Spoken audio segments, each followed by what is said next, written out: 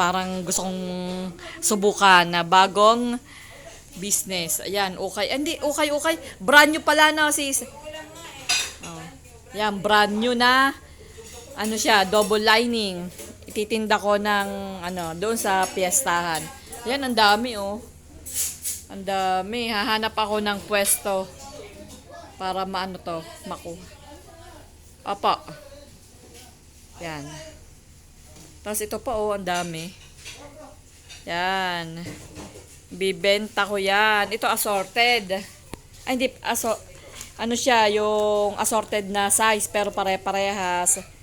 Tapos ito naman, mga extra small. Sis, anong tawag dito sa ganitong damit? Double lining. Ganon na brand new. Crop top. Yun, oh. Susubukan natin sa piyesta. Malapit ng piyesta doon. December 1, 2, and 3. Ilalatag natin to. Yan, ang dami. Ang gaganda kaya. Ang gaganda. Tsaka ang ganda ng tela. Oh. Ang ganda ng tela.